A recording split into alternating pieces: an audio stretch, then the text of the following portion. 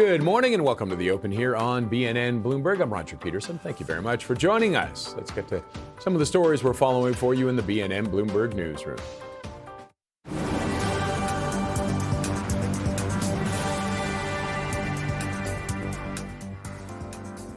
The United States is proposing tariffs of 10% or more on products from trading partners they suspect were made with forced labor. Canada, Mexico, Taiwan, and the United Kingdom will face the additional tax for failing to enforce a forced labor import ban. According to a report, the new tariffs won't take effect until after public hearings. Home sales in Canada's largest real estate market jumped last month. Sales in Toronto rose by the most in 10 months as lower prices began to lure back buyers. Sales rose by 10% in May from April, the biggest month-to-month increase since last July. Housing markets across Canada have been slumping, with prices falling 20% on average since 2022. Shares of Macy's are trading higher in the pre-market, up 2.8% after the high-end retailer posted its first quarter sales growth in almost 4 years. Macy's also lifted its full-year sales and profit outlook. Macy's better-than-expected results indicate that consumers will continue to shop despite rising prices and continued inflation.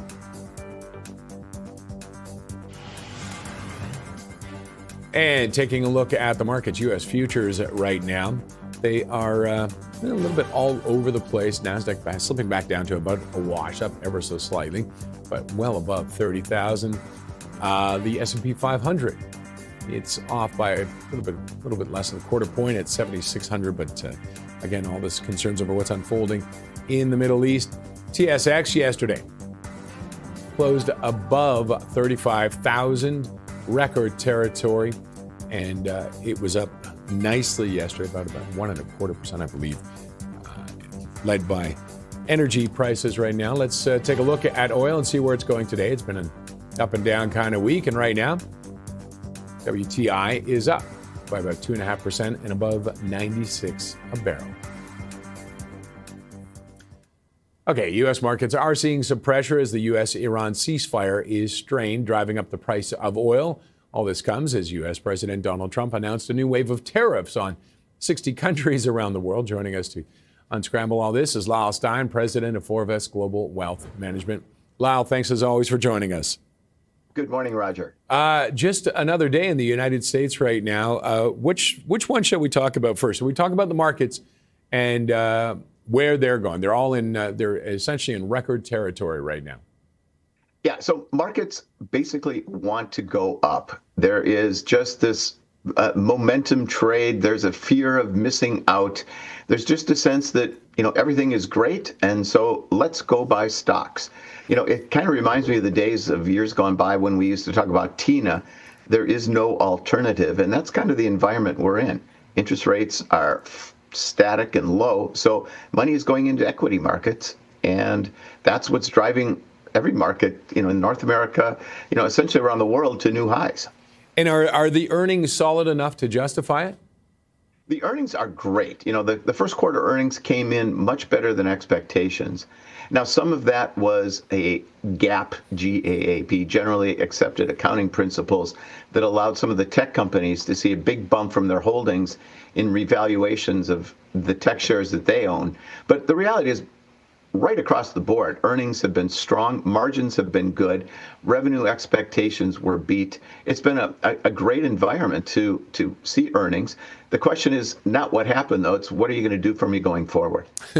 And I think that's a big question. And I think, is oil finally coming in to be a factor? Everybody's just kind of placed it in a spot. There's going to be a resolution. We're now hitting 3 months into it. Reserves are being drawn down. Summer driving is coming. Is it a legitimate concern now? Well, it's oil and tariff day today, right? And so when you look at the imposition of the tariffs, that's a tax increase. When you look at what happened with respect to the Iranian conflict, Iranian war, oil prices have had a 50% tax put upon them. The $60 oil is now $90 in oil, and that's not good for anybody. And so clearly it's having impact expectations when it comes to earnings.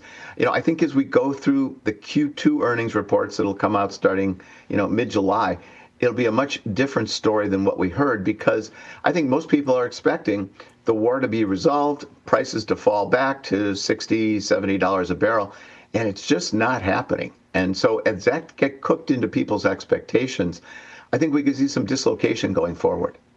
And how big a dislocation?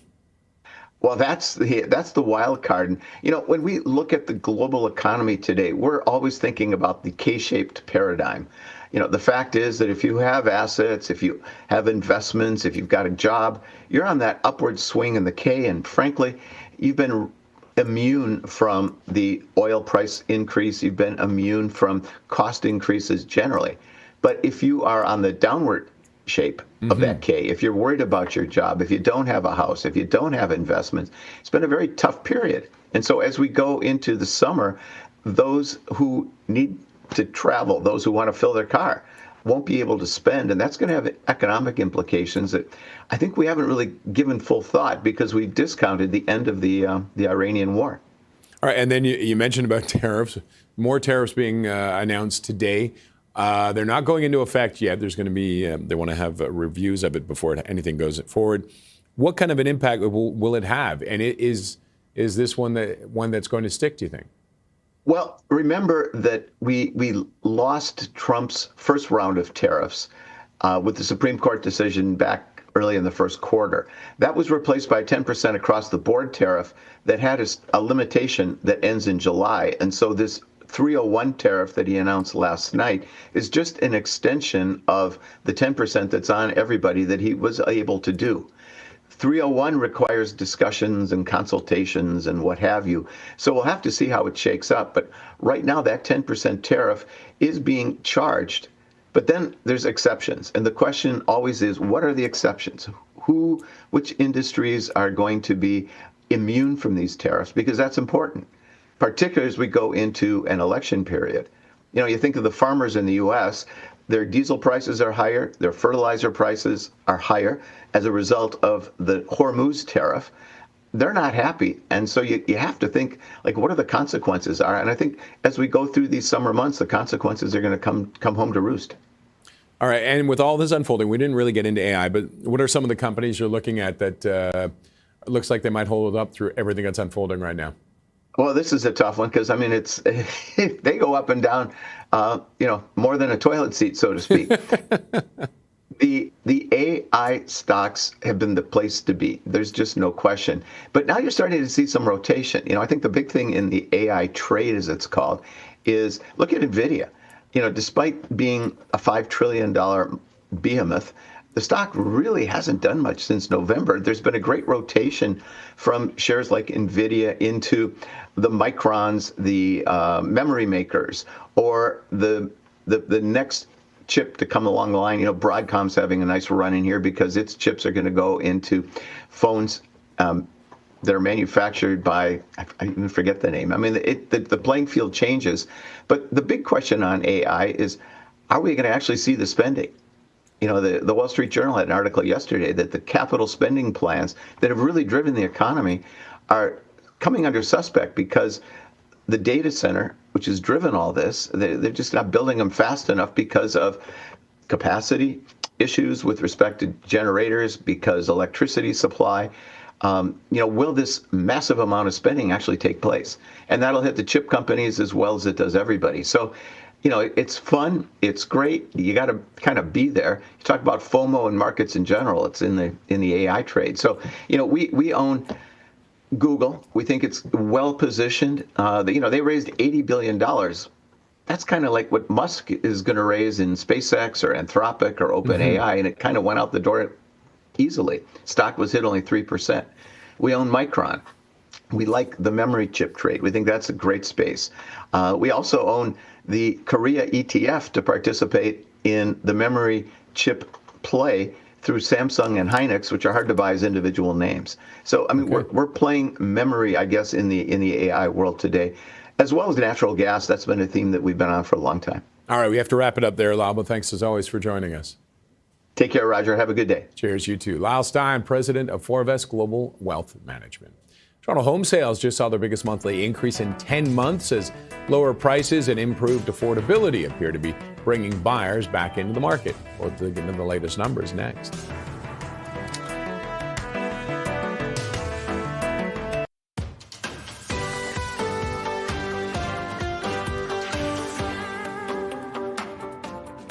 Toronto's housing market may be showing some signs of life. Home sales rose 10% in May from April, the biggest month-over-month gain since July of last year, while home prices continue to decline.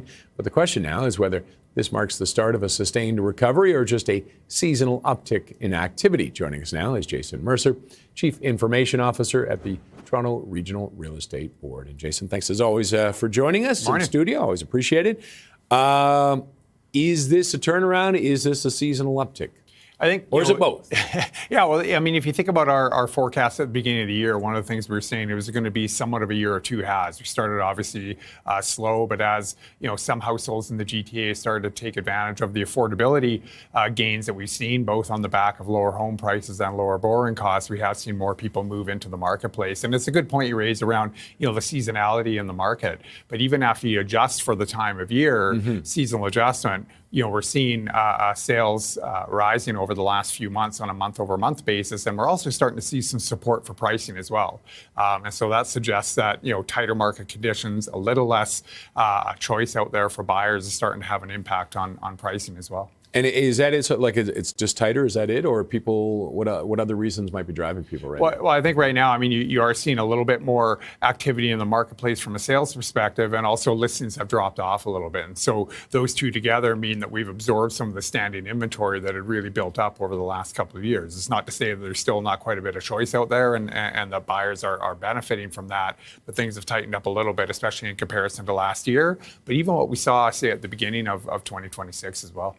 And has the market adjusted then to a more balanced approach when it comes to, I mean, we lost a lot of new Canadians, new immigrants coming in.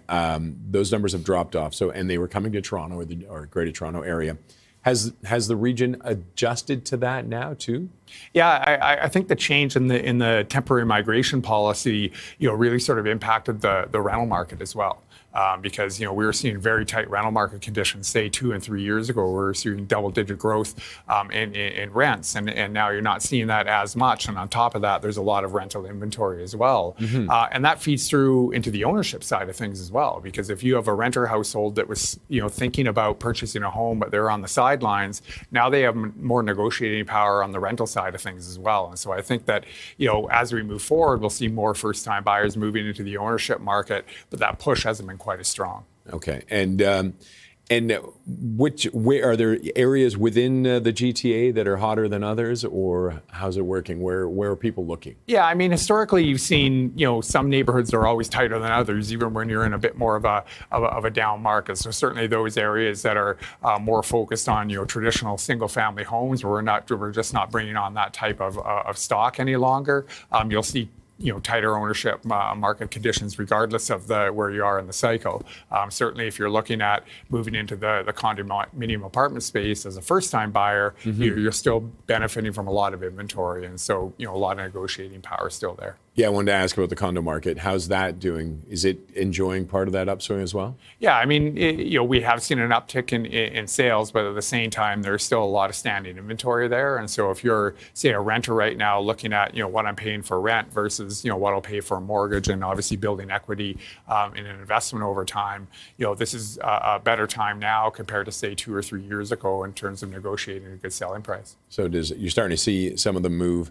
And how about the rest? I know your focus is Toronto, but how does it compare to the rest of the country right now? Yeah, and I think if you think of Canada, it's really a grouping of different regional economies, and so certainly some markets are going to perform better than others. But if you look at sort of the major centers, Toronto, Vancouver, for example, I mean we've seen sort of similar patterns unfold where sales have been off just from an affordability standpoint, whereas inventory has been higher, and so again you're seeing buyers benefit from a little bit more choice. But things are changing a little bit gradually, where we're seeing slightly tighter market conditions, and that should provide some support for pricing initially, and potentially start to see some growth, especially as we move into 2027. So how would you describe it? Buyer's market, balanced market?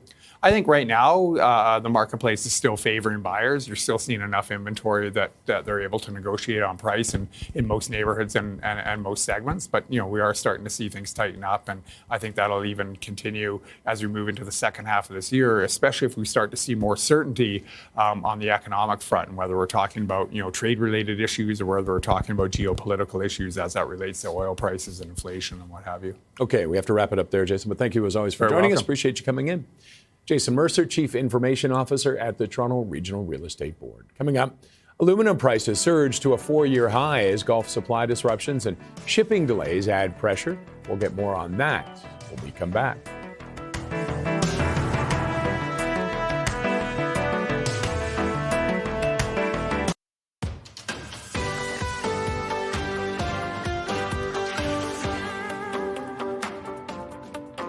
Aluminum prices have hit a 4-year high as strikes at major smelters in the United Arab Emirates and Bahrain, combined with the Iran conflict, have reduced production in the Gulf region.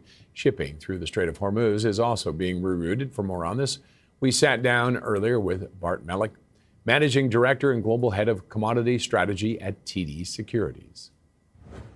Out of the 9.5% of aluminum produced in the Gulf, I'd say 2/3 is kind of off the market. Right now, we're looking at deficits as a result of probably around 3 million tons in 2026, maybe 2 million tons next year as well. So we're seeing a very, very rapid decline in inventories, not unlike of what we are seeing in the oil market right now. That's a lot. I mean, are smelters coming under direct attack right now, or is it just kind of like collateral damage because they're located so close to so many of the major energy infrastructure that has come under attack? Well, there's been several force majeures ahead of any strikes.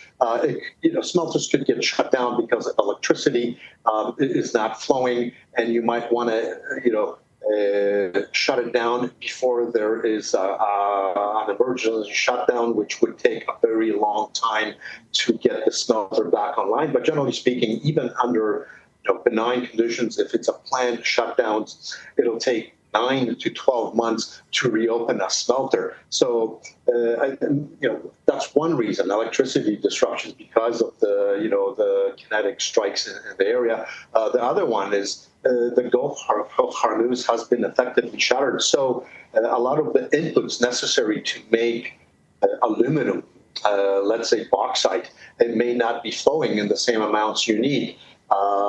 You eventually run out of storage capacity as well. So for a variety of reasons, that could include damage to the smelters. We've seen all that production being taken offline. And, just to remind everybody, the region prior to the war has supplied about 9.5% of global supply and has supplied as much as 18% of U.S.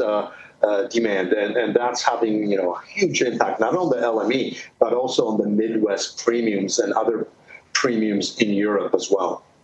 And are any of these other big major countries that really are leading in aluminum producing, like Canada, for example, India, China, Russia, have any of these countries kind of stepped up and increased production to compensate for the shortfall that we're seeing from the Middle East?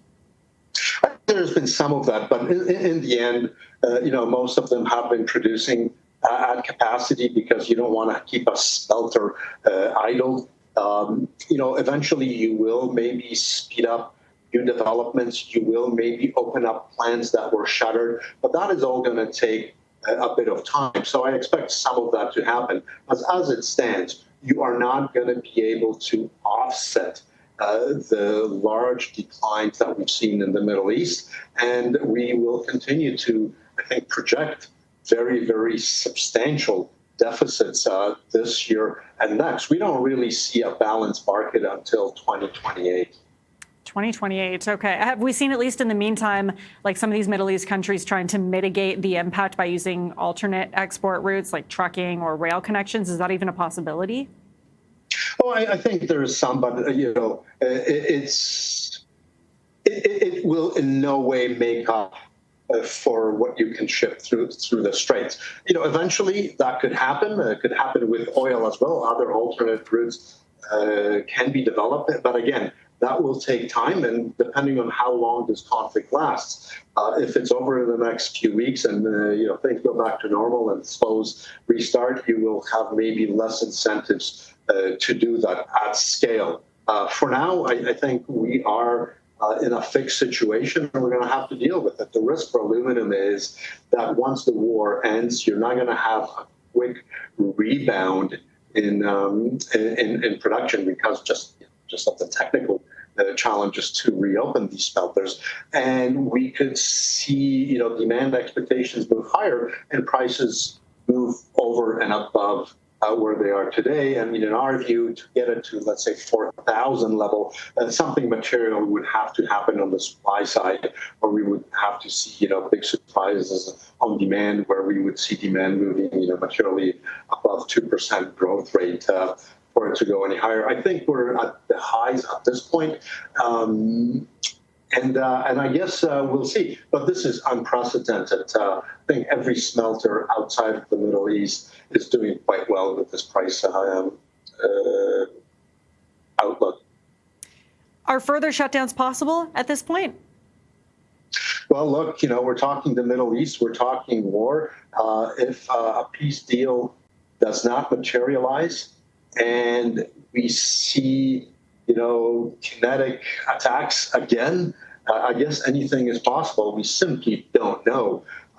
War brings out a lot of uncertainty, and it would be irresponsible for me to say it can't happen, because we all know that in times of war, things that are unexpected typically do happen.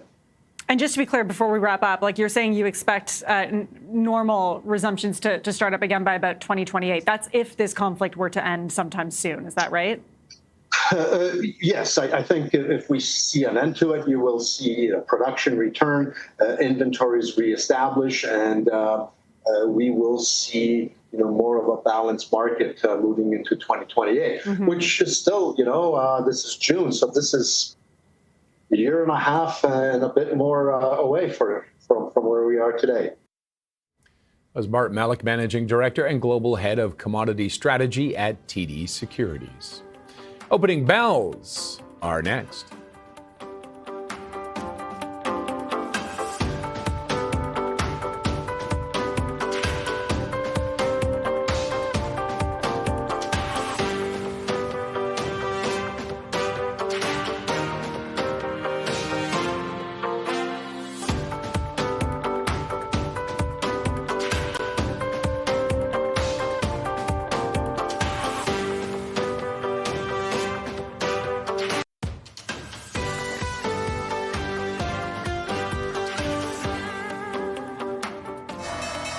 All right, time now for the opening bells at the NASDAQ. The EW Scripps Company is ringing the opening bell, and to celebrate the Scripps National Spelling Bee champion, Shrey Parikh, winning. There he is, right on the side there. And Applied Aerospace and Defense at the New York Stock Exchange, celebrating their initial public offering. And in Toronto at the TSX, TD Asset Management, getting to open the markets. Time now for the first 15.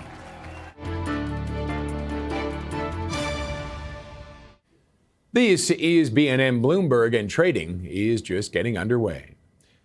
Let's check in on the equity market and see how things are doing right now. You can see quick response right now. TSX, after that update yesterday, down by 0.36% right now, and still above 35,000, where it closed for the first time ever yesterday. And the S&P 500 also off slightly, 0.1%. A lot of uncertainty south of the border on what's unfolding in the Middle East with Iran and the U.S. exchanging missiles. And the NASDAQ is up ever so slightly right now, still above 27,000, both the S&P 500 and NASDAQ in record territory. And some companies that we're keeping an eye on in the first 15. SSR Mining, it was upgraded to outperform from sector perform at RBC Capital Markets, as it sees the miner benefiting from lower risk and higher liquidity. The price target cut to 55.49 Canadian. And Shopify has announced a buyback of its plan, increasing its buyback, I should say, to their share buyback program. Another $3 billion is what they're adding to this. And it's amidst weakness in their shares, but their chief financial officer, Jeff Hoffmeister, says the move reflects confidence in the company's business outlook, supported by consistent operating cash flow, a strong balance sheet, and continued quarterly performance. So the total buyback right now shaping up to be $5 billion. Now, for movers south of the border, we're joined now by Jeff Morgan, Deputy Team Leader for the Bloomberg News Equities Team. Jeff, thanks as always for joining us. My pleasure. Thank you for having me. Okay, private credit stocks taking a hit on the Cliffwater redemption requests.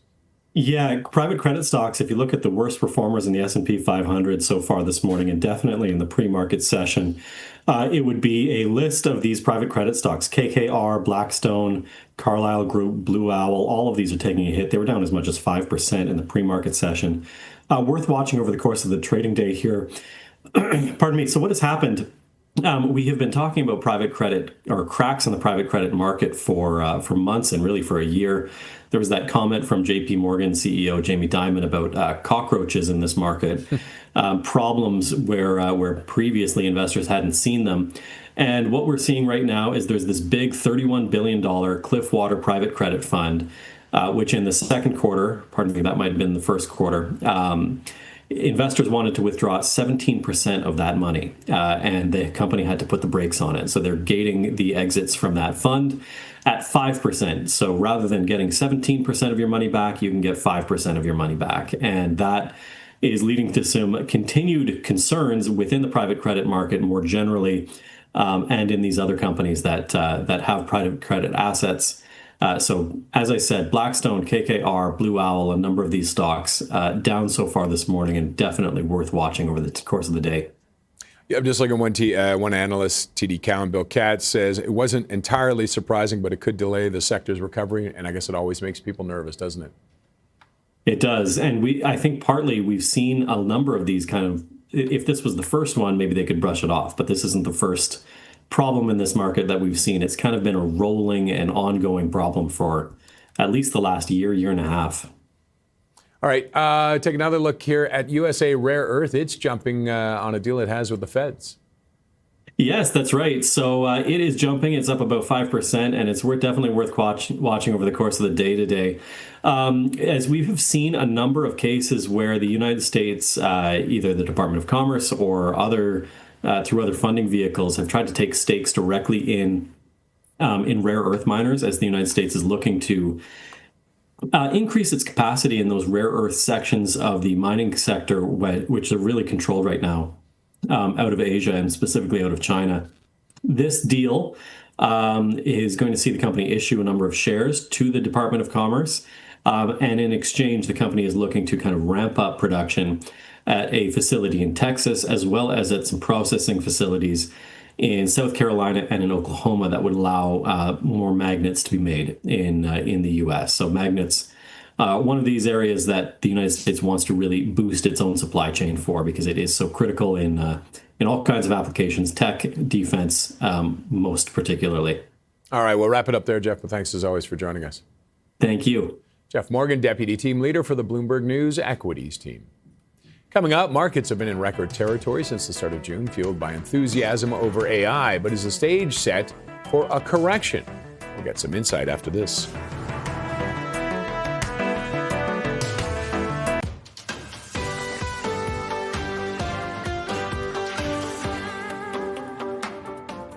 Well, markets hit some fresh highs this week, fueled by optimism over the AI trade. But my next guest says if market rises from the current levels, it could set the stage for a correction. Let's get more from David Lott, Chief Investment Officer at Carrick's Financial. David, thanks very much for joining us.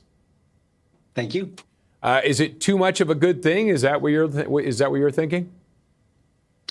I think there's a couple things that we have working against us. The last couple months have been an awesome rally, and we have participated in that. But we've begun to fade it for three reasons.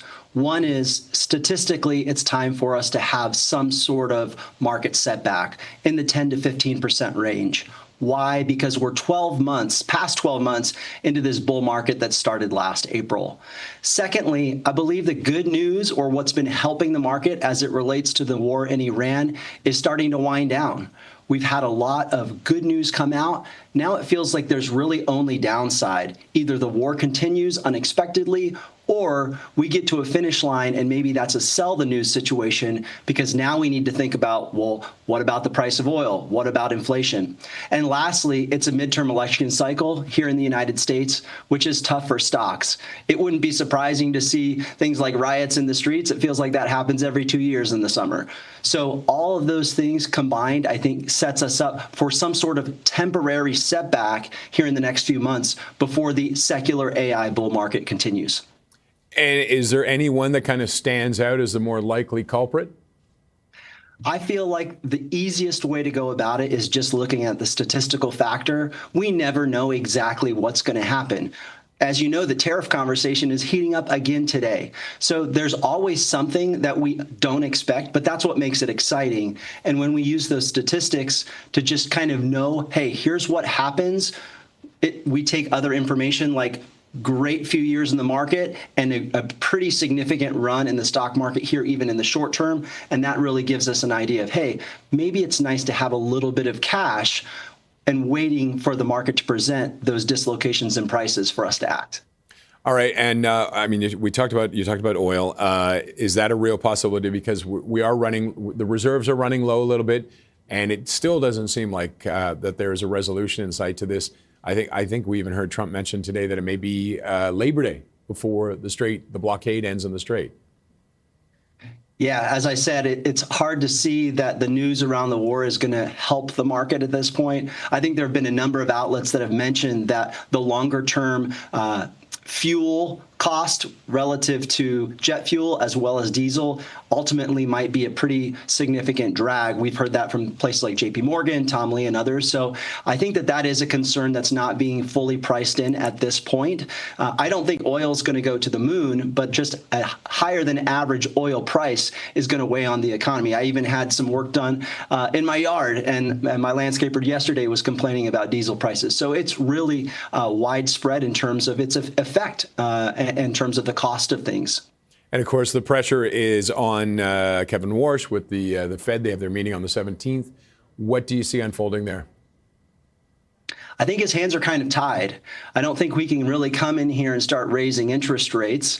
Why? Because I believe the AI wave is going to create additional job losses. And so I think that there's going to be some pressure there. Inflation does appear to be transitory this time because we know what it's coming from specifically, and we think that will taper off, AKA the Strait of Hormuz, the Iran war, et cetera. So that being said, also, the market tends to test new Fed Reserve chairs. And so we may see that as well. I think there's a few things that he has as a challenge. We would not expect to see rates hiked or likely cut this year.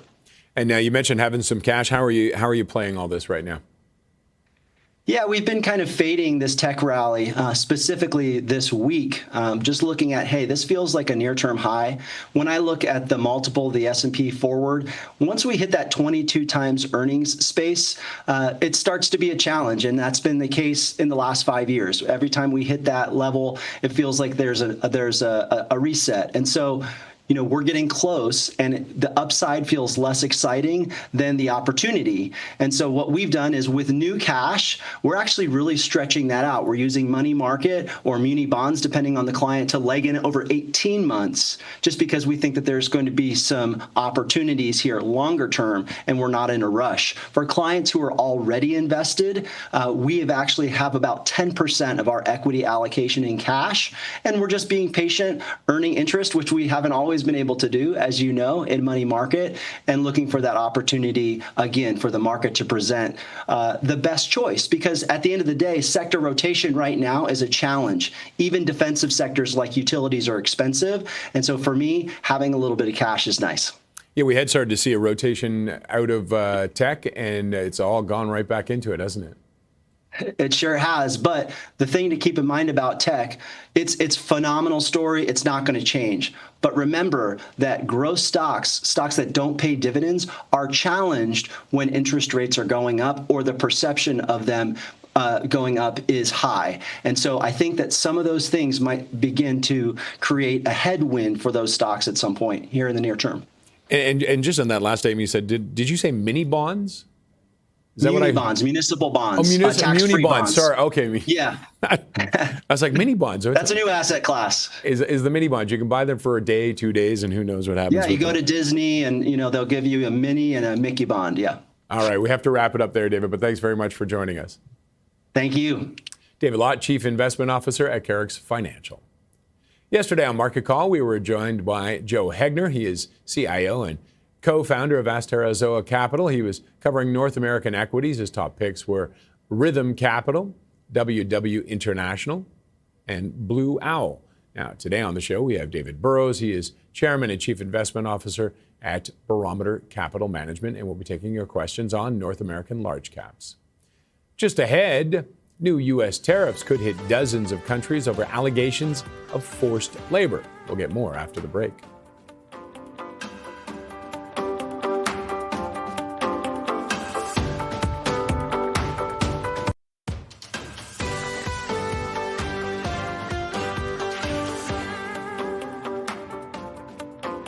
The Trump administration is proposing tariffs of 10% or more on goods from many major trading partners after a probe into forced labor.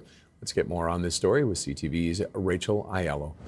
Rachel, thanks for joining us. 10% tariff Trump is proposing about forced labor. Canada's on the list as well. What's unfolding here? Yeah, so what the U.S. is proposing is a new 10% tariff on a wide range of countries. And to walk our audience back in terms of how we got here, Roger, I think it's important to note that this decision from the U.S. Trade Representative to embark on a study into unfair trade practices came right after the U.S. Supreme Court struck down Trump's initial so-called fentanyl tariffs, that wide-ranging tariff he applied similarly to a bunch of countries. So now, following that study, the U.S. Trade Representative Jamieson Greer has announced last night that Canada and a bunch of other countries are now potentially going to be subject to a 10% tariff for what the U.S. says under Section 301 are unfair trade practices, specifically in Canada's case and other countries. It's the inability to effectively essentially crack down on the import of goods that are made with forced labor. And so this is now going to be subject to a public hearing, public review. So it's not in effect yet, but we did, Roger, actually just hear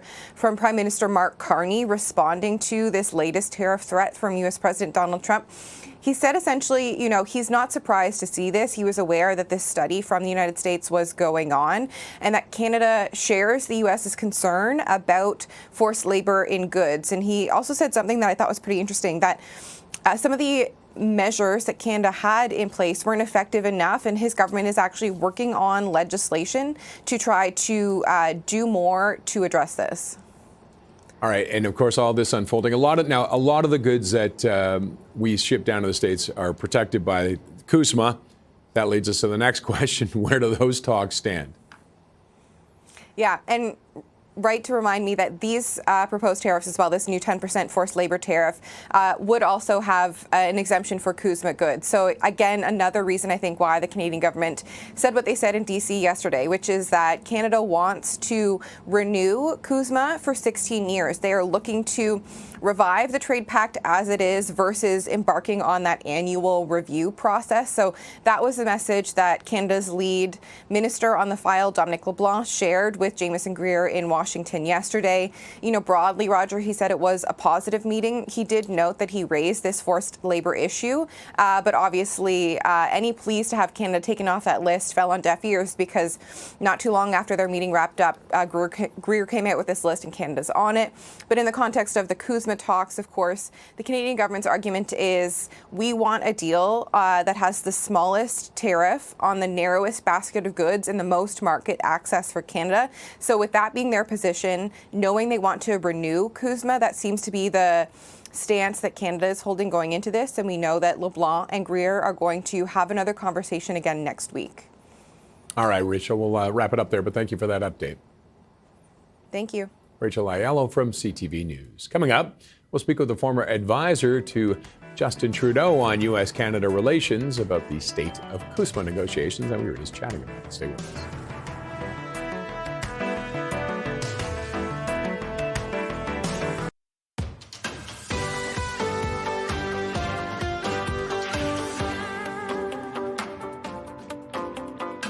Federal Cabinet Minister Dominic LeBlanc met with U.S. Trade Representative Jamieson Greer yesterday in Washington. This comes as the two countries hurtle toward the July 1st deadline for the North American Free Trade Pact.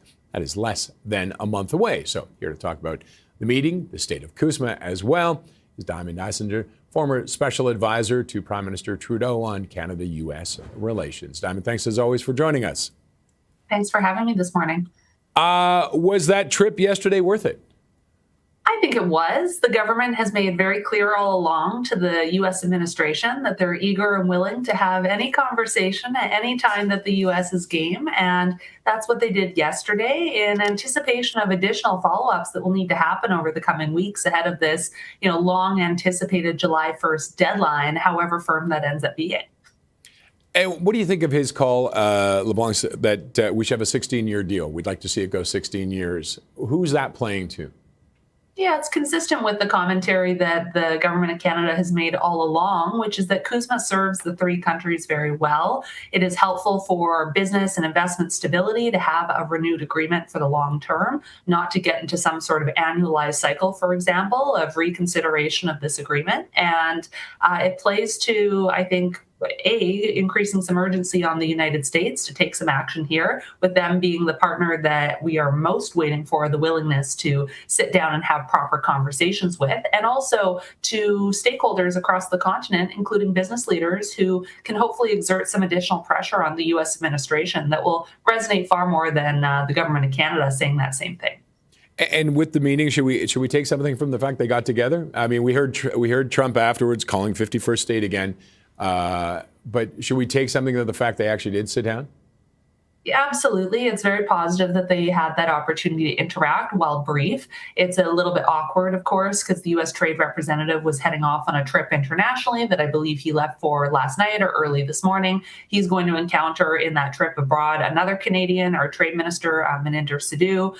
Perhaps they'll have the opportunity to have some brief conversations on the margins of some international meetings. But it's always positive when we can have those conversations face to face in the room together, particularly because the bluster or the rhetoric or jokes about annexation on Truth Social, for example, are actually the outlier here. Most positive is when Canada and the U.S. can have working level, constructive conversations face to face, relate our interests to each other, figure out some common ground and ways to move forward, away from media and social media. It's been kind of nice. We haven't heard that comment in a while, so that part's been nice. Now, of course, there's negotiations going on with Mexico as well. Are we in this oh my goodness, it's almost like we're dating the U.S.? They're talking to Mexico more than they're talking to us. Should we be worried? Oh, in that metaphor, I'm not so sure. I mean, back in 2017...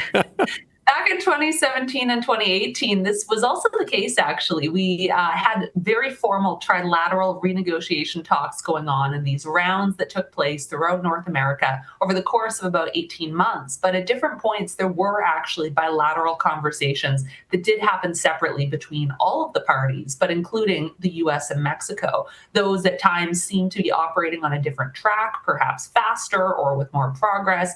I don't take that as a deal breaker, though, for the possibility of getting to this renewed CUSMA with the three countries involved, because Mexico and the U.S., as the Prime Minister has said, as many commentators would observe, they have their own unique issues. There are many issues, including, as you may ask about in this conversation, last night's new forced labor tariffs that came out from the United States. We have very different labor realities, for example, in Canada versus Mexico, very different workforce realities, very different dominant industries. And so I think it makes sense for Mexico and the U.S. to have those conversations, but with the goal of getting to the table, all three together very shortly for a formalized review. And I wanted to get your thoughts actually on that we're actually facing that tariff, the forced labor tariff. Is that just a play or is it legitimate? I mean, forced labor is not an issue in the sense that it's important that countries take action. Canada has previously had legislation that was introduced and passed to take action in this regard. I understand from your coverage, the Prime Minister has just made some comments indicating that Canada is willing and able to take additional action. But really, this is yet another endeavor by the U.S. administration, and particularly the President and the U.S. trade rep, to essentially replace the tariff regime that was in large part struck down by the Supreme Court with a patchwork of other tariff possible avenues to see what is durable.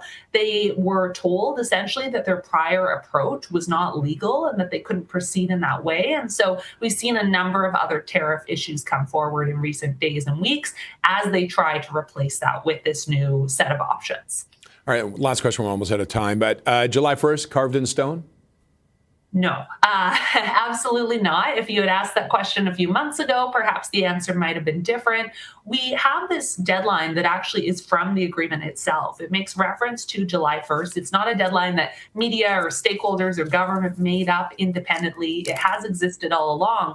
But the urgency of actually resolving this issue by that date versus instead making progress and signaling our clear intentions, that is the piece that has shifted. I think it does provide some useful pressure, though, as if there wasn't already enough just inherent economic pressure for the three countries to come to the table to have those conversations. But I think the real time pressure this year is really going to be in and around the U.S. midterms as the U.S. administration continues to feel pressure under the rise in cost of living, of goods across the United States, job losses, et cetera, that are influenced by tariff pressures, and hopefully getting to a solution. I got to wrap it up there, Diamond, but thank you as always. Always a pleasure talking to you.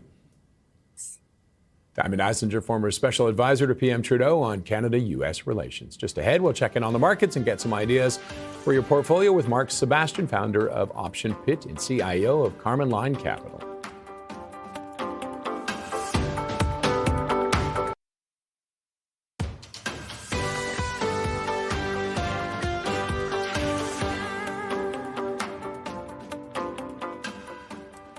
And welcome to the second hour of The Open. Let's take a look at some of the stories we're following in the BNN Bloomberg newsroom.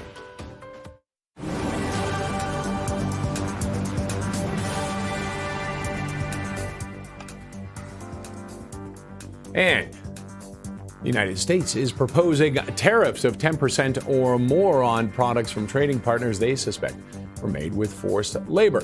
According to a report just out, Canada, Mexico, Taiwan, and the United Kingdom would face the additional tax for failing to enforce a forced labor import ban. The new tariffs won't take effect, however, until public hearings later on.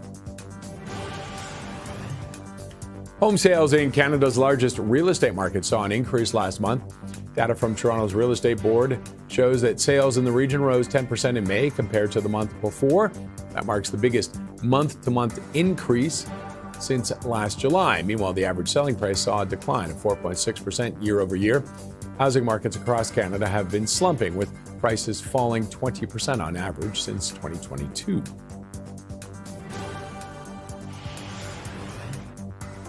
Canadian discount retailer Zellers is expanding to Ontario. 2 new locations planned for Toronto and Windsor. There are also plans to nationalize the chain, with talks to open stores in Calgary, Vancouver, and Ottawa. Stores will be stocked with clothing, home goods, luggage, toys, food, and seasonal items. And taking a look at the markets right now, you can see the TSX after that record high close yesterday above 35,000, still above 35,000, but off by 0.41% today, being dragged down by tech and materials at this point. Taking a look at the U.S. markets, and they too also being dragged down right now after their record highs yesterday. The S&P 500 below 7,600, it was above, and it's off by 0.4. And the NASDAQ down below 27,000 after closing above, it's off by 0.6%. Taking a look at oil, and you can see it's up. It's backed off a little bit. It was up earlier by about 2.5%. Now you can see it's up slightly, 0.8%, and back down below 95 a barrel. And gold's off as well, trading below 4,500, off by more than a point right now, where it's been trying to find itself over the last few months. Well, the tensions in Iran have been weighing on the markets. My next guest says either conflict or calm would likely bring their own challenges for investors. Layer in events like a SpaceX IPO, and the question becomes whether the market is vulnerable to a broader rollover. Let's get more from Mark Sebastian, founder of Option Pit and CIO of Carmen Line Capital. And Mark, thanks very much for joining us today. An interesting day. Gold's down, oil's down, markets are down. Your thoughts? And then we've got concerns. It feels maybe people are actually concerned about what's unfolding in Iran. Yeah, I mean, we're kind of at a spot where if you told me next week ceasefire deal was passed and the strait was starting to open up, I would believe you. And if you told me things had completely blown up and we were bombing Iran again, I would believe that as well. It's it just shrug your shoulders at this point because on one hand we have ceasefire talks continuing, and then we've got an escalation in bombing overnight. And either way, they bring their own challenges. If we do see a reignition of war, you're going to see oil prices start to pop, and you're going to see bonds have, I think they're going to take a lot of pain. That is going to be very bad for financial markets. As bond yields start to get higher and higher, we see the S&P, the Qs, worldwide markets start to correlate with U.S. Treasuries. That becomes a problem. But a peace deal isn't necessarily mean that markets are going to go straight up. Talking to a lot of advisors, they're not in the current 60-40 normal that you would see out of a standard long-term retirement account. A lot of them are leaning 70-30, 65-35, and with good reason, right? Look at the run the markets have had. Mm-hmm. If we start to see, if we get peace, oil starts to come off. That takes pressure off of the need to get dollars to buy oil, and you start to see the bond market rally with 2 years sitting around 4%.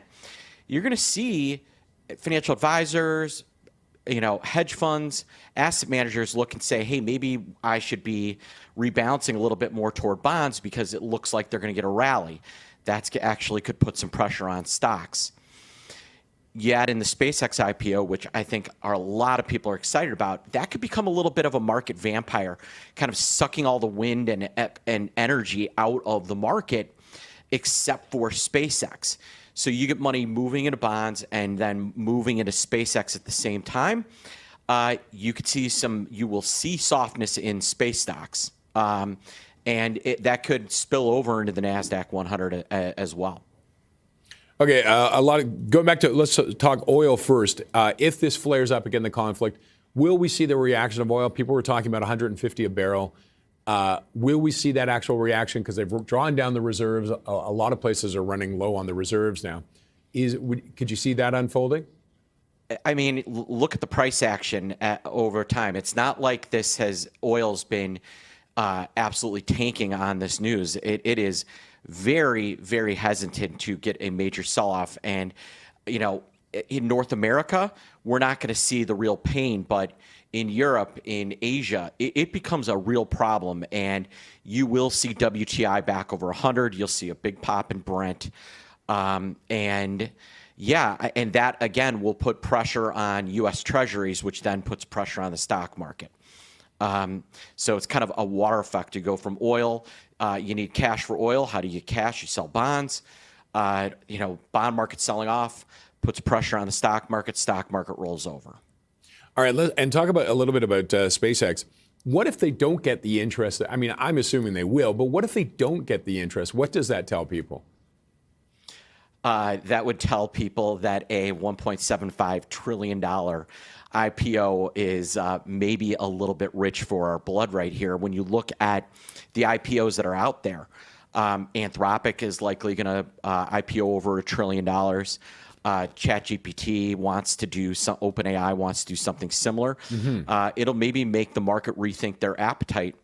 The last time I saw IPOs this exciting was I think then Facebook, now Meta, And initially, Meta did get a big pop, but then pulled back some.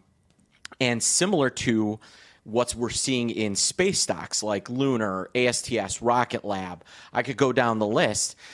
They've all gotten a big rally ahead of this SpaceX IPO. I expect them to come off dramatically as money probably rolls out of the ancillary exposure to a SpaceX and into SpaceX itself. Similar to what we saw leading into this IPO, people were excited about Zynga. And which was at the time the biggest Facebook app because you could play Words with Friends on Facebook. That thing had a nice run into the Facebook IPO, and then, it has never been seen since. Not saying that's going to happen to space stocks, but that's an extreme example of what we might be seeing here. All right, let's. I want to get before we run out of time, some stocks you like. Let's start with Deere. You're liking Deere right now. Yeah, and that is an AI infrastructure play. They had weak earnings because farming has been under pressure. A lot of people don't realize that a lot of fertilizer comes out of the Middle East, a lot of ammonia, and that is putting some problems for farmers, farming equipment. But a lot of people also don't know Deere does heavy machinery on top of farming equipment, and there is real demand for heavy machinery for this data center build out. You've seen the move in Caterpillar. I think Deere is a name that will catch up with Caterpillar. And with this sell-off post-earnings, I think it's an opportunity to play from the long side up to $600. All right, and I know you like Intel, but I want to talk about ExxonMobil and Chevron kind of together. Yeah. It's the oil. The oil company's taking a bit of a beating with everything that's unfolded, but do you see an opportunity there? Absolutely, especially if there is some sort of ceasefire and these names come off. There's kind of a sweet spot for oil. A lot of people think Exxon makes the most when oil's at 150 or the higher it goes. Not necessarily true. There is a sweet spot where you allow for demand growth and margins on that barrel of oil are at their highest. And that sweet spot for energy companies is somewhere between 75 and 85 bucks a barrel. Even with the ceasefire, I don't think we're going to be seeing sub 75 WTI for 18 months, 2 years, maybe longer.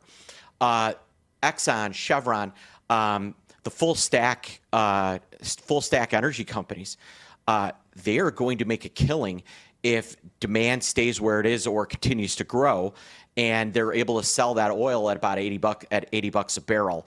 And the runway on those post sell-off on any ceasefire, I think is going to be high. I think we're going to be talking about them well above their Iran conflict highs this time, 6 months after any ceasefire.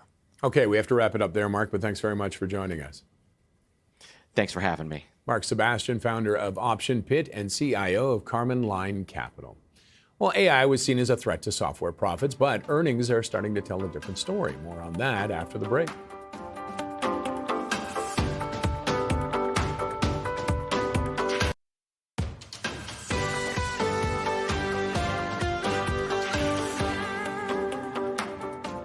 There's been a lot of concern that AI could hurt software companies, but earnings are starting to suggest the opposite. Instead of cutting into profits, AI may be opening up a new revenue stream. For more on this, we were joined by Chris White of 5i Research.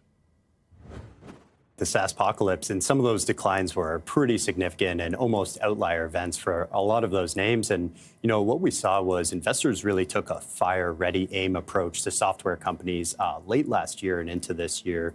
And that was on the heels of, AI fears that it would disrupt software stocks and erode their pricing margins and disrupt their industry-leading status. But what we've seen in the recent month through earnings reports is actually that these software companies are now adopting to a post-AI world and adapting their business models. So the old software model was essentially selling a fixed cost per seat. So they would sell to an enterprise client and they would charge a fixed cost per seat for every headcount that company had. But the new model that we're starting to see emerge is a fixed cost per seat plus token consumption. So it's not so much that AI is going to eat software. It's actually now becoming visible that AI compute and token consumption is now going to be a billable unit. And essentially, so And this has been my thesis since late last year, and it's really starting to play out this year. We're starting to see this rolling recovery across the different sub-industries within software. So, software is made up of several different sub-industries, and I think that we're going to see a recovery ladder. So at the very top of the ladder, the names that are least disruptible and the most likely to recover is cybersecurity. And we've actually seen those names reaching all-time highs. And so cybersecurity, basically with the proliferation of code being written by AI, now that expands the threat landscape of cybersecurity names to defend that. And we're also seeing data centers now coming to cybersecurity names and saying, can you defend the AI workloads here? And I mean, really, these companies, it's not like they didn't know AI was there. Yeah, and I think right. people panicked a little bit, didn't they? And they thought this was going to be the end of it. But these companies are looking, going, we're going to incorporate this. Yes. But are there areas that may be losers, though?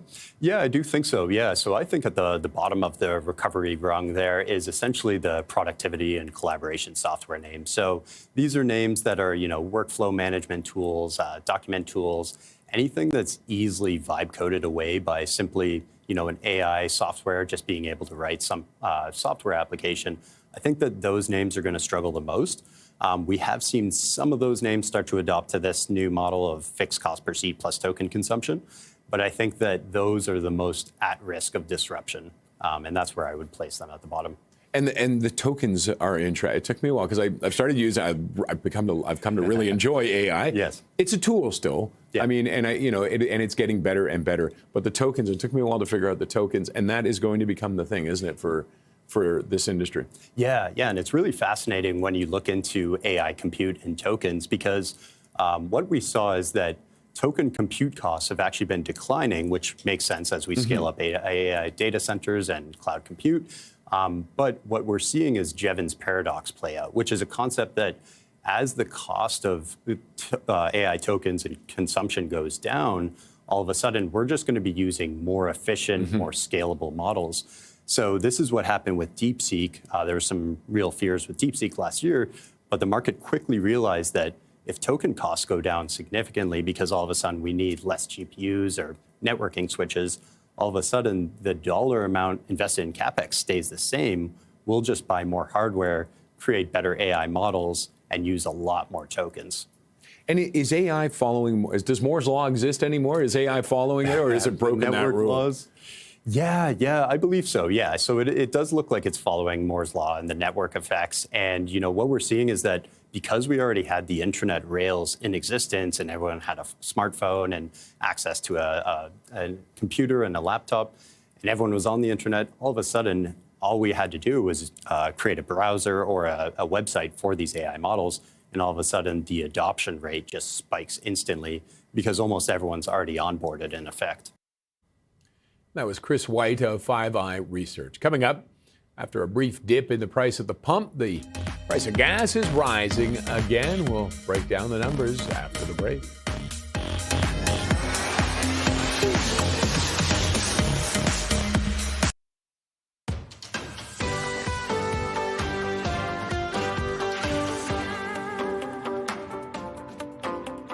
Sault Ste. Marie, Ontario is looking for solutions to fight back against U.S. tariffs. CTV's Adrian Gobrel has more in this report.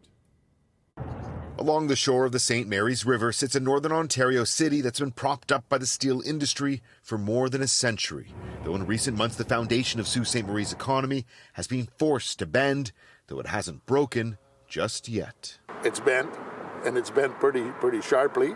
50% U.S. tariffs forced the city's largest employer, Algoma Steel, to accelerate their plans to pivot to electric steel making. In December, the company announced roughly 1,000 workers would lose their jobs, the largest layoff in Algoma's more than 125-year history. Here in Sault Ste. Marie, the local economy is already struggling. Here on this main strip, the theater's been boarded up, same with appliance stores and laundromats, and there's a fear that the layoffs at Algoma might make matters even worse. The huge impact will be when EI starts running out. Michael DePratt spent 56 years at Algoma Steel. He now represents more than 1,200 workers as union president. You believe diversifying from the U.S. is the only way forward for Algoma Steel? We need to develop our own economy, right? We can't be vassals of the United States. South Korean shipbuilder Hanwha has pledged to invest in Algoma and use the company's steel to manufacture new armored vehicles in Canada, if the bid is selected by Ottawa to deliver 12 new submarines for the Canadian Navy.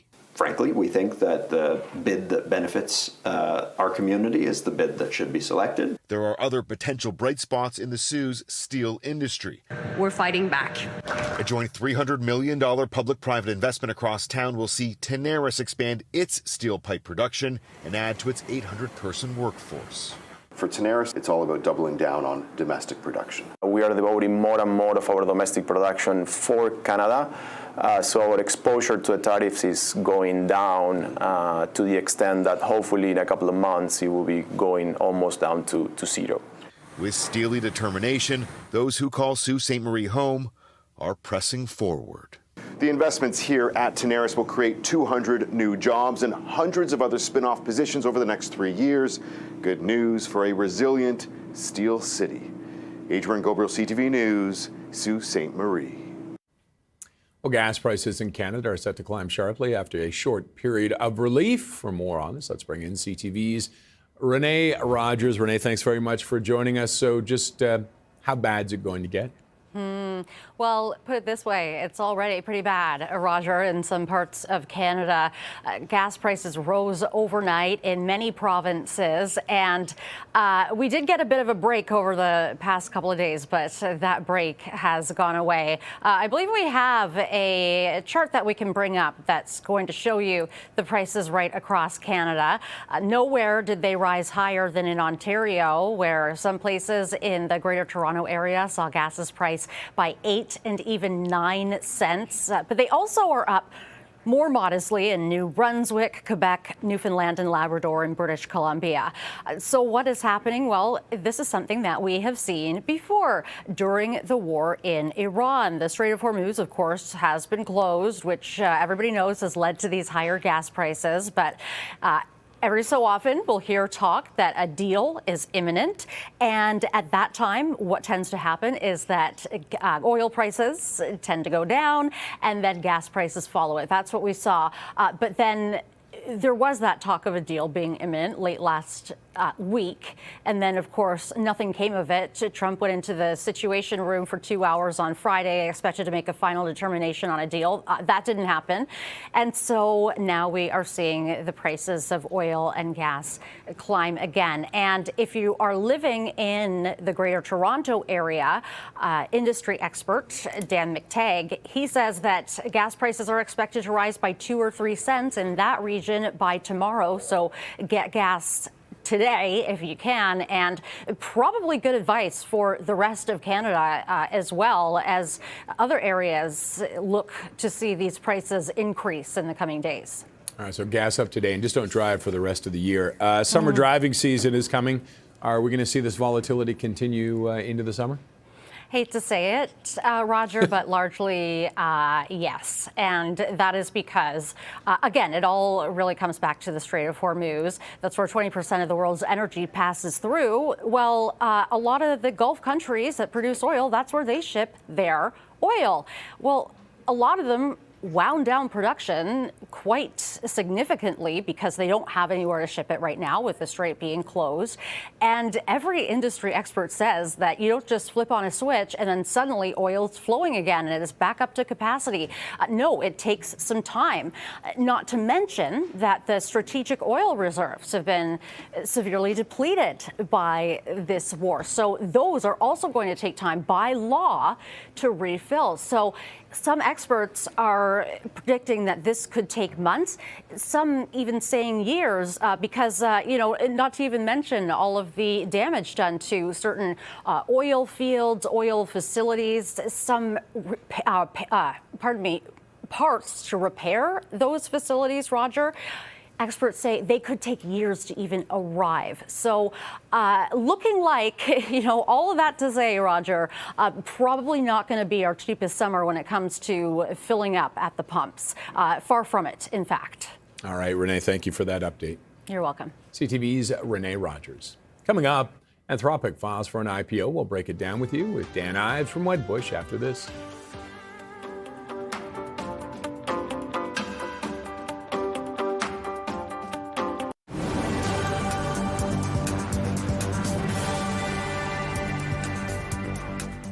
The United States is proposing tariffs of 10% or more on products from trading partners they suspect were made with forced labor. According to a report, Canada, Mexico, Taiwan, and the United Kingdom will face the additional tax for failing to enforce a forced labor import ban. The new tariffs won't take effect, however, until public hearings later on. The price of canola has hit its highest level since September of 2023 on expectations of lower production in Australia. Growers in the country have been struggling with high fuel and fertilizer costs because of the war in Iran, as well as dry weather. The decline is expected to tighten global supplies. Australia is the world's second largest canola exporter after Canada.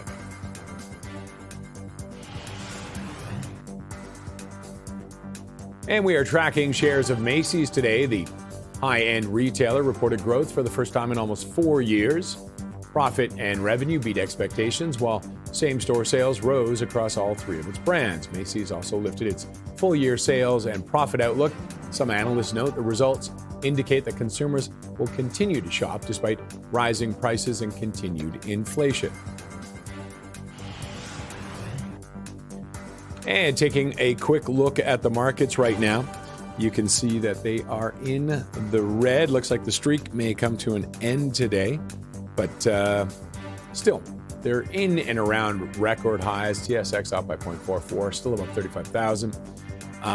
S&P 500 up by 0.33 at 75.84, just below 7,600. And NASDAQ struggling. It's hanging on right around 27,000, but still off by about a third of a point.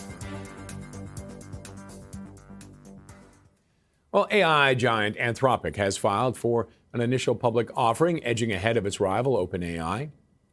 Anthropic is behind the AI chatbot Claude, which is capable of a wide variety of tasks, such as speaking with you, answering questions, and helping with writing. Let's check in now with Dan Ives, Managing Director and Global Head of Technology Research at Wedbush, to get his thoughts on the latest IPO. This could this be would we call this the year of the IPO? I think that would be a good one. You could say, look, this is historical in terms of what we see with SpaceX, Anthropic, OpenAI, trillions of dollars combined, in terms of valuation that we're seeing because of this AI revolution. And I think it's something where it's, to get the popcorn out moment. And with Anthropic, I don't want to get all of them combining now. With Anthropic, what are you going to be looking for over the next little while before we can actually buy it? Well, first off, it's about, you want to see the S1. Remember, that's the confidential. That's just the first step. Then it's like, do they get out before OpenAI? Because there was thought, if you go back a few weeks ago, OpenAI would get out before Anthropic. And I do think there's a first mover advantage here.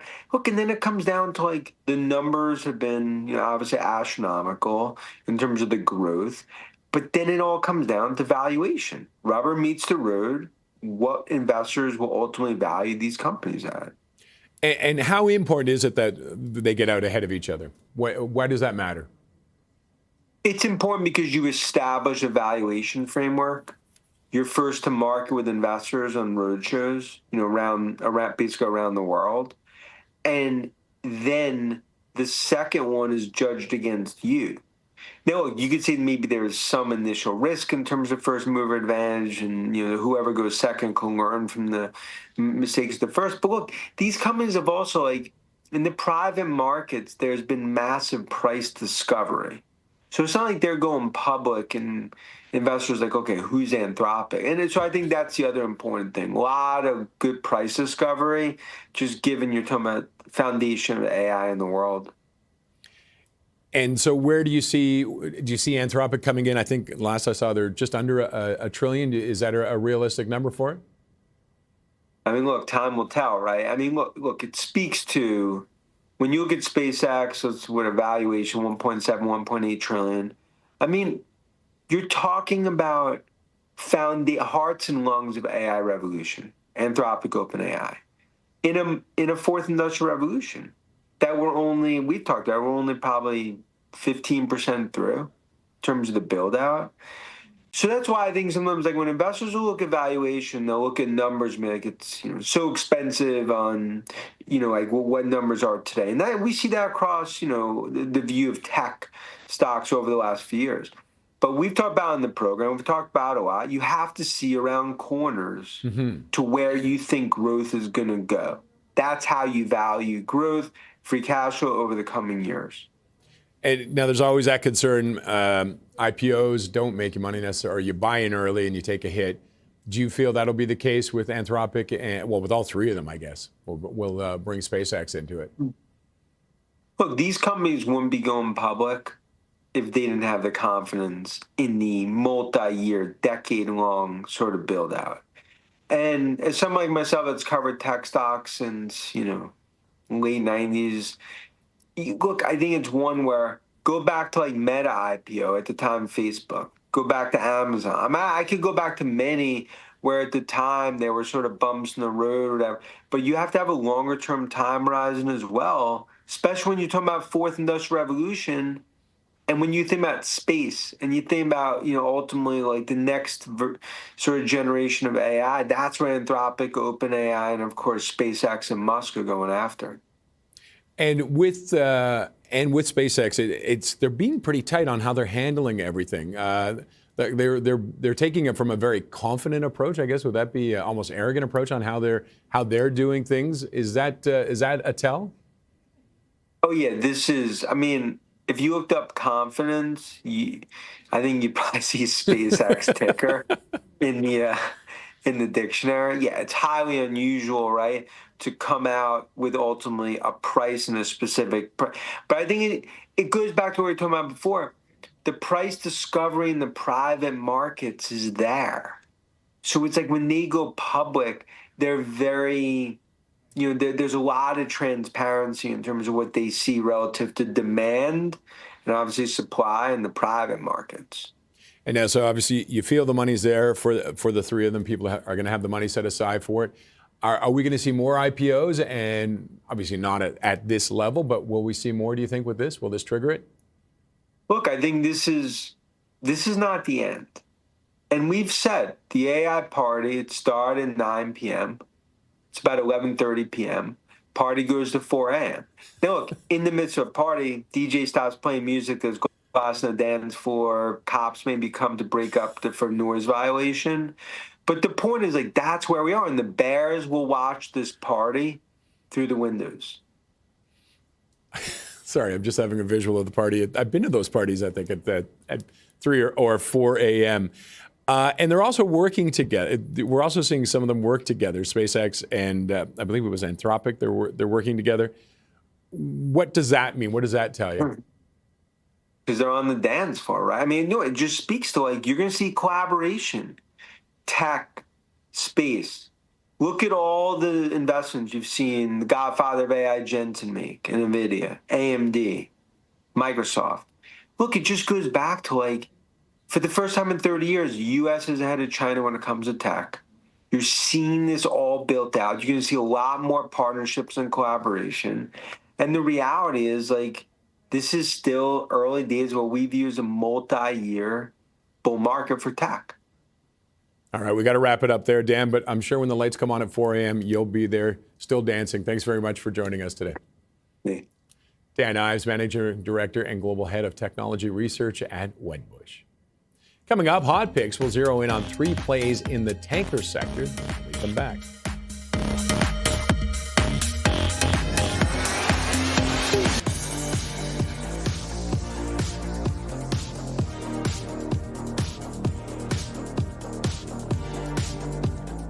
Time for Hot Picks, and today we are zeroing in on 3 tanker names our next guest says could benefit as global tensions reshape shipping routes. Let's welcome Liam Burke, Managing Director at B. Riley Securities. Liam, thanks very much for joining us. Thank you, Roger, and good morning. Sorry, go ahead. I was going to say it must be challenging right now trying to figure out what to play, how to play it, and which direction the ships are going. Well, it is, and we've sort of taken a stand here where we think this is a good time to own the tanker stocks. Now, obviously, the rates spiked at the beginning of the Iranian conflict and sort of backed off, even though the Strait of Hormuz is still closed, because there was some relative normalization of traffic. When rates came off their peaks, so did the tanker stocks. However, they're staying at pretty elevated rates by historical standards, and we think they'll stay there. The main reason is once the strait is open, hopefully sooner rather than later, countries are going to need to restock depleted inventories, both on a strategic and commercial basis. And some of these carriers expect that to take as much as 2 years. The other thing is, with the conflict in the Mideast, traditional buyers of crude are going to want to diversify sources. That would move more demand over to the West Africas, Latin America, and the U.S. And then when you look at that redistribution, that increases ton miles as well. And finally, people are looking at these rate spikes as temporary, but the cash flow is permanent. And the cash flows that will be accrued in the second quarter will go to the benefit of the shareholders. And finally, on the supply side, the fleet capacity is pretty much at equilibrium when you look at the age of the fleet balancing off that of a manageable order book. So when we talk about the three stocks, there's some commonalities before we go into the details. Balance sheets are in great shape. Cash costs are very low. Liquidity positions are in great shape. So they've got the flexibility. If rates come down and asset values drop too, they can step in and add value.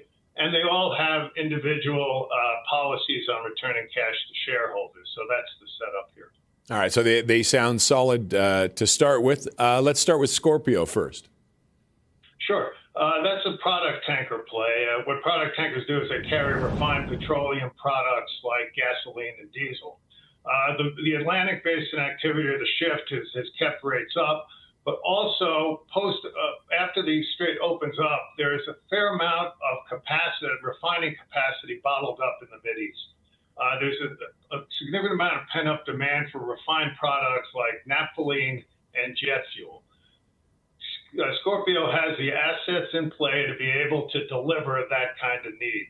When you look at a capital allocation policy, they have a dividend payable to the cycle, a respectable 2.5%.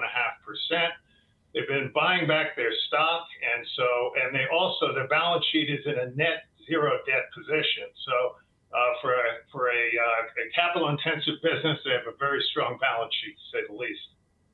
Looking at the other end of the spectrum, Roger, we have Nordic American Tanker. This is a crude pure play concentrated in one vessel class known as the Suezmax. It's not the largest crude carrier, that would be the VLCCs, but where the Suezmax is at an advantage is it can visit 10 times the number of ports.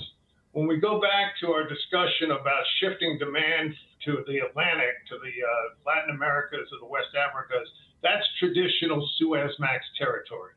So we would expect that additional demand to keep rates high to the benefit of the operators of Suezmax vessels. From a capital allocation program, Nordic American's has a very strong dividend policy.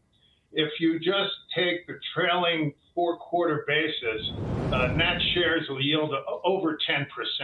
Remember, the second quarter is really where they're going to see the big cash flow windfall. So we would see that benefit going right to the shareholders in the form of dividends at Nordic American. And then, Roger, finally, we have International Seaways, which has a diversified fleet of both crude and product tankers. For the reasons I laid out for both Nordic American and Scorpio, you see how they'll benefit from the leverage of the crude while seeing the demand on the product side. Looking at they're taking delivery of several vessels in the next couple of quarters where they'll get the additional benefit. They have a great balance sheet. They opportunistically buy back shares, but last quarter their dividend payout ratio was 85%. We do the same calculation as we did with Nordic on a trailing four-quarter basis. INSW shares will yield about 10.5%. And again, coming into the second quarter where we see a very, very strong free cash flow quarter, that payout ratio will go right to the investor. So those are the three as we laid out, and each individual has its differences, but that's why we like them. Yeah, they're all across kind of each sector within there, aren't they? They have all very different styles what they deliver. I want to ask quickly before we go, what kind of an impact are the ghost ships or the dark ships having right now? Well, right now they're older, underinsured, and quite dangerous in terms of crew safety. They carry sanctioned oil, and so you see a Russian, you see Iranian, and then before the change in the regime in Venezuela, you saw it there as well. What happened is when oil no longer is sanctioned, like we saw in Venezuela, those shadow fleet vessels pretty much go to scrapping or of no use to anybody because conventional producers are not going to want to use unsafe, underinsured vessels. Okay. So you have conventional vessels coming in and taking over for that. So if you use Venezuela as an example, Roger, we saw the carriers that we follow are filling in that gap. So it essentially squeezes capacity when you take sanctions away and eliminate the ghost fleet. All right, I have to wrap it up there, Liam, but thanks as always for joining us. Appreciate it. Thank you, Roger. Liam Burke, Managing Director at B. Riley Securities. Still ahead, it's Alzheimer's and Brain Awareness Month. We'll look at some companies making advancements on the condition. That's next.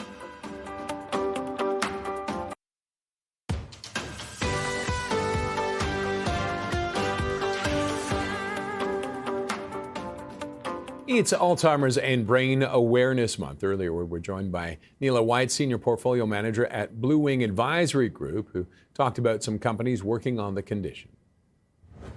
I think what we need to define is dementia itself is an umbrella term, and under it are a number of different aspects of dementia with different names. So Alzheimer's being the most common. We've heard of Parkinson's, which is another form of dementia. So there's a number of different sources in the brain that creates different sources of dementia. So Alzheimer's being right now the most common that we're hearing about. But when we look at the statistics, even just globally right now, one person is diagnosed every 3 seconds. So think about that. Think of what the trajectory on that as a symptomatic disease is going to be. And in Canada alone, in January of 25, 771,000 people were living with dementia. So when we look at those numbers alone and the trajectory, by 2030, they're thinking that it's going to be about 1 million people. And, you know, what ends up happening is as families and as caregivers, what we tend to see, or even as advisors, you tend to see sort of a bit of a behavior change where maybe there's some forgetfulness, memory loss, difficulty making decisions, difficulty remembering last conversations. Then it progresses to how to do things. And what happens in the brain is you get the formation of what's called amyloid protein in the nerve cells, and you get tau protein as well, tau plaque forming in the brain. And what that eventually does is, for lack of a better way of saying it, it basically slowly kills off the brain so that the functioning, your ability, sort of diminishes over time. And what tends to happen is by time the support people around the person who's experiencing these symptoms tend to notice it and then start to get worried, you're already in and around stage 2 to 3. So it's already there, which is why it's really important that, you know, when you have that feeling of something's just not quite right, and it's a bit more than just regular memory loss sort of as we age, but it starts to affect activities, daily living, how you get through the day. That's when we know, hey, we need to get this addressed, because the best thing is earliest intervention provides you more options for both a health perspective and both a family perspective when we think of what do we need to do when we know the trajectory of a disease. Okay, I'm just gonna let Chris jump in here. He has a question. I'm gonna get Chris in on the conversation. Yeah, thanks, Neela. So I've seen that Eli Lilly and Biogen, they both have drugs that really help with diagnosing and treating early stage Alzheimer's. Are there any companies, or is anyone addressing Alzheimer's in the later stages? And is there a large opportunity there? As far as I'm aware from research that I've read with companies, I've not seen any biologics or biopharmaceutical companies that are addressing late stage.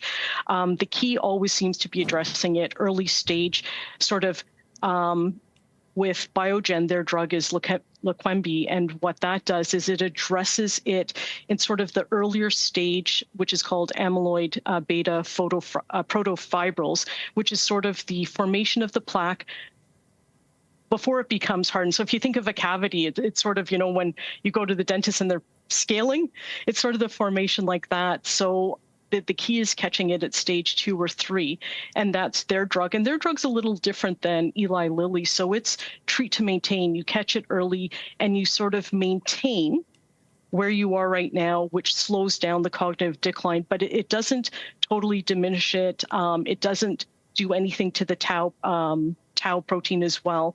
And the same thing with Eli Lilly. Again, it's a drug that needs to start at stage 2, 3, addresses amyloid plaque. But again, it's a sort of thing that their drug is a treat to clear. So once the amyloid plaque comes down to a certain threshold, which from what I've read takes around 18 months, then you can stop the treatment. So early detection and early treatment seems to be the key. But in the end, it just slows it down in the certain stage, but it does continue on. One of the things I found interesting with this is it's almost a ratio of 2 to 1 women to men being diagnosed. Yes. Which is surprising when you think about what some of the things men do to themselves between concussions in sports and alcohol and things like that. I'm astounded by that number. Are there companies that are focusing on women and looking at it at different approaches? There are some companies that are sort of just doing a bit more research on why are women affected more outside of the fact that women are living longer. So obviously there's more of a trajectory for it to be diagnosed later on. We also know that so when we think of newer studies that are showing what actually are lifestyle and modification habits that create this. You look at social isolation. Well, as a female, if you're a caregiver to somebody, you are socially isolated within that role.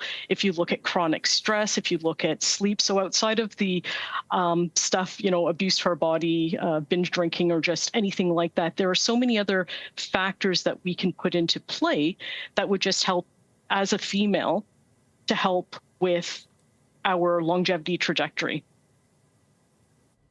That was Neela White, Senior Portfolio Manager at Blue Wing Advisory Group. And that wraps up this edition of The Open. Morning Markets is up next.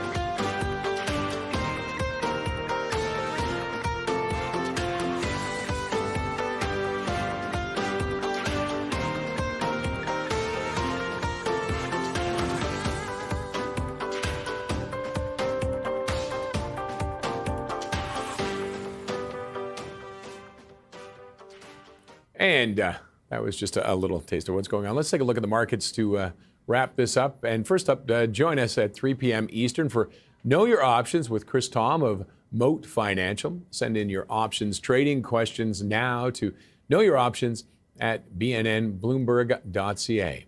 And let's take a quick look, see what the markets are doing right now. They've been on a nice run. The TSX was up about 1.25 yesterday, but today you can see it's off, still above 31,000, and it's regaining some of its losses. S&P 500, it is down by 0.43%, and the NASDAQ off by 0.58. Looks like their win streak, daily win streak, will be wrapping up. And again, that wraps up this edition of the Open Morning Markets with Marla Fernandez up next.